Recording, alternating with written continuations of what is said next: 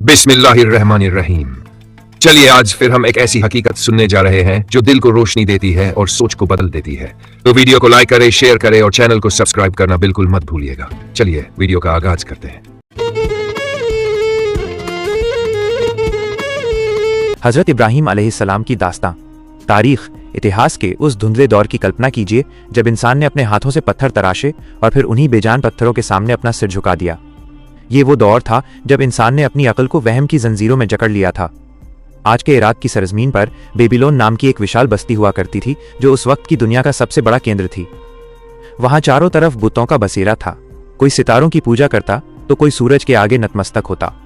इसी शोर के बीच एक ऐसे बच्चे का जन्म हुआ जिसे दुनिया आगे चलकर खलीलुल्लाह, अल्लाह का दोस्त के नाम से जानने वाली थी, हजरत इब्राहिम अलैहिस्सलाम। हजरत इब्राहिम अलैहिस्सलाम बचपन से ही आम बच्चों जैसे ना थे। अल्लाह ने उन्हें बेमिसाल हिकमत और समझ अता की थी। जब दूसरे बच्चे खेलकूद में मशगूल होते, इब्राहिम अलैहिस्सलाम आसमान की गहराइयों को तकते। एक रात जब अंधेरा छा गया, उन्होंने एक चमकता हुआ सितारा देखा। उन्होंने सोचा, क्या यही मेरा रब है? लेकिन जब वो डूब गया तो उन्होंने कहा, मैं डूब जाने वालों से मोहब्बत नहीं करता। फिर चांद निकला। उसकी चांदनी ने दिल को लुभाया, मगर वो भी ढल गया। अंत में सूरज अपनी पूरी आब ओ ताब के साथ निकला, मगर शाम होते ही वो भी छिप गया। तब हजरत इब्राहिम अलैहिस्सलाम के दिल ने गवाही दी, मेरा रब वो है जिसने इन सबको पैदा किया है, जो कभी नहीं मिटता। उनका सबसे पहला टकराव अपने ही घर में हुआ। उनके वालिद आजर, जो न केवल बुत परस्त थे बल्कि बुतों के निर्माता भी थे। हजरत इब्राहिम अलैहिस्सलाम ने बड़े अदब से उनसे पूछा, ऐ मेरे वालिद, आप उनकी इबादत क्यों करते हैं जो न सुन सकते हैं, न देख सकते हैं और न ही आपका कोई काम संवार सकते हैं? मगर हक की बात अक्सर कड़वी लगती है। वालिद ने मोहब्बत का जवाब गुस्से और धमकी से दिया। उन्होंने इब्राहिम अलैहिस्सलाम को घर छोड़ देने या पत्थरों से मार देने की धमकी दी। हजरत इब्राहिम अलैहिस्सलाम तन्हा रह गए, मगर उनके साथ वो एक अकेला खुदा था। फिर वो दिन आया जब बेबीलोन की पूरी कौम अपने सालाना मेले के लिए शहर से बाहर चली गई। पूरा शहर खाली था, गलियां सुनसान थीं। हजरत इब्राहिम अलैहिस्सलाम बुतखाने मंदिर में दाखिल हुए। वहां मेजों पर तरह तरह के पकवान सजे थे जो बुतों के सामने चढ़ावे के तौर पर रखे गए थे।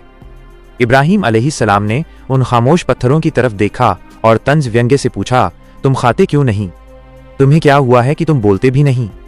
जवाब में सिर्फ सन्नाटा था। उसी सन्नाटे को चीरती हुई इब्राहिम अलैहिस्सलाम की कुल्हाड़ी चली। एक एक करके सारे बुत मलबे में तब्दील हो गए। लेकिन उन्होंने एक बड़ी चाल चली। उन्होंने सबसे बड़े बुत को सही सलामत छोड़ दिया और कुल्हाड़ी उसके कंधे पर टांग दी। जब कौम वापस लौटी तो मंजर देखकर उनके पैरों तले जमीन खिसक गई। चारों तरफ उनके खुदाओं के टुकड़े बिखरे पड़े थे। शोर मच गया, ये गुस्ताखी किसने की? उंगली उठी हजरत इब्राहिम अलैहिस्सलाम पर। उन्हें दरबार में पेश किया गया। हजारों की भीड़ और गुस्से से तमतमाए चेहरों के बीच वो अकेले खड़े थे। उनसे पूछा गया, तारांकन क्या इब्राहिम, तुमने हमारे खुदाओं का ये हाल किया है? हजरत इब्राहिम अलैहिस्सलाम ने बड़े इत्मीनान से उस बड़े बुत की तरफ इशारा किया और कहा, शायद ये काम इस बड़े बुत ने किया हो जिसकी मौजूदगी में तुमने छोटों की पूजा की। अगर ये बोल सकते हैं तो इन्हीं से पूछ लो। पूरे दरबार में सन्नाटा छा गया। लोग शर्मिंदा थे क्योंकि वे जानते थे कि पत्थर बोल नहीं सकते, मगर अहंकार सत्य से बड़ा था। उन्होंने चिल्लाकर कहा, तारांकन इब्राहिम को जला दो, अपने खुदाओं की मदद करो।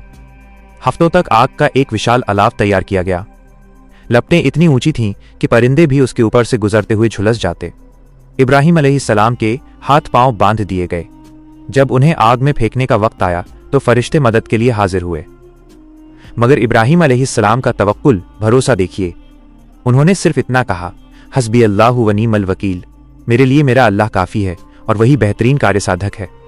जैसे ही वो दहकती हुई आग में गिरे, कायनात के मालिक का हुक्म गूंजा, आए आग, इब्राहिम पर ठंडी और सलामती वाली हो जा। तमाशा देखने वाले दंग रह गए। आग की लपटों के बीच इब्राहिम अलैहिस्सलाम ऐसे टहल रहे थे जैसे किसी गुलिस्तान बगीचे में हों। आग ने सिर्फ उनकी जंजीरें जलाईं, उनके जिस्म और लिबास को छुआ तक नहीं।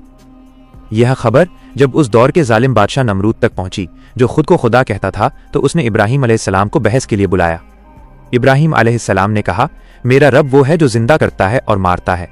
नमरूद ने धोखे से दो कैदियों को बुलाया, एक को मार दिया और एक को छोड़ दिया और बोला, ये तो मैं भी कर सकता हूं।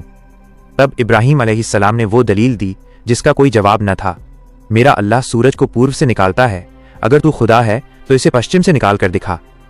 नमरूद निरुत्तर हो गया। उसका घमंड चूर चूर हो गया। यह हक और बातिल की वो जंग थी जिसने साबित कर दिया कि जब इंसान अल्लाह पर मुकम्मल भरोसा कर लेता है तो आग भी फूलों की सेज बन जाती है। पसंद आने पर लाइक और शेयर जरूर करें और भी मजेदार कहानियों के लिए हमसे जुड़ने के लिए चैनल को सब्सक्राइब करना न भूलें।